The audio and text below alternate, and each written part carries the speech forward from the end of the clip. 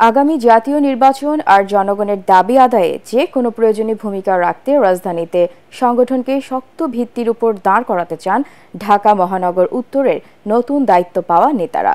ATN বাংলাকে তারা জানান, দলীয় শৃঙ্খলা বজায় রাখার উপর দেয়া হবে সর্বোচ্চ গুরুত্ব। এছাড়া জুলাই অভ্যুত্থানে জনমনে যে নতুন ধারার রাজনীতির আকাঙ্ক্ষার সৃষ্টি হয়েছে, ঢাকা মহানগর বিএনপি সেই প্রত্যাশা পূরণের সর্বাত্মক চেষ্টা চালিয়ে যাবে। রিপোর্ট করছেন এস.এম. আশরাফ। রাজধানীর একাংশের ওয়ার্ড থেকে ওয়ার্ডে চষে বেড়াচ্ছেন আমিনুল হক। বিএনপির ভারপ্রাপ্ত চেয়ারম্যান তারেক রহমানের বার্তা পৌঁছে দিচ্ছেন সাধারণ মানুষের কাছে। ঢাকা উত্তরের আহ্বায়ক কমিটির এই শীর্ষ নেতা বলছেন, বিএনপি যে রাজনীতিতে গুণগত পরিবর্তনের কথা বলছে, সেখানে জনসম্পৃক্ততাই প্রথম কথা। কমিটি গঠনেও গুরুত্ব দেওয়া হবে সেসব মানুষদেরই যারা সকলের মনের ভাষা বোঝার চেষ্টা করেন।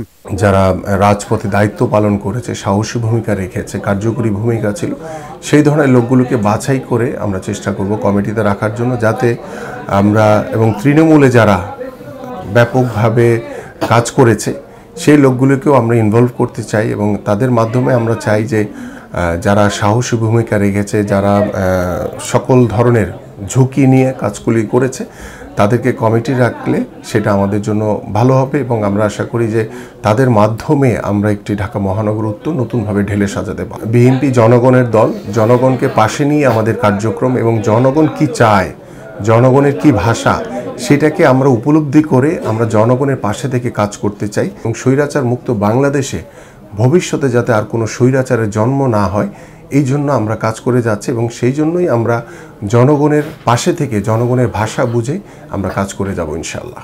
Double million offer, Walton fridge কিনে পেতে পারেন 20 লক্ষ টাকা, রয়েছে কোটি কোটি টাকার নিশ্চিত উপহার। ঢাকা উত্তরে 26টি থানা, 71টি ওয়ার্ড পুনর্গঠনের দায়িত্ব 6 সদস্যের আহ্বায়ক কমিটির। তারা বলছেন, ভবিষ্যৎ নেতৃত্ব নির্বাচনে শেখ হাসিনার দুঃশাসন বিরোধী আন্দোলনে যারা রাজপথে সক্রিয় ছিলেন, নানা ত্যাগ স্বীকার করেছেন এবং যাদের পরিচ্ছন্ন ভাবমূর্তি, তাদেরকেই বেছে নেওয়া হবে।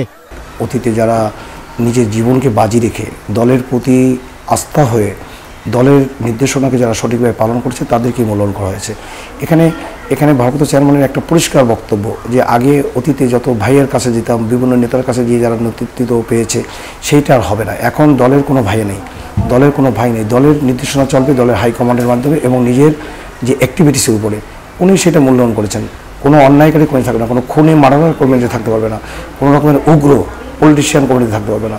ভদ্র, নম্র এবং যারা খুব অ্যাক্টিভ, যারা দলের প্রতি ডেডিকেশন আছে, যারা দলকে অন করে, যারা দলকে হৃদয় থেকে ভালোবাসে, যারা দলকে ব্যবহার করে নিজের ভাগ্যের পরিবর্তন করে না, শুধু তাদেরকে দিয়ে আমরা কমিটি করব, যে কমিটি আগামী দিনে ঢাকা শহরে অত্যন্ত শক্তিশালী একটি কমিটি হবে। আমাদের পলিটিক্যাল মূল থিম হচ্ছে আওয়ামী লীগ যা করেছে তার সম্পূর্ণ বিপরীত। আমরা তাদের নেতা কর্মীরা যদি অন্যায় করতো, খুন করতো, তাদেরকে প্রশ্রয় দিত।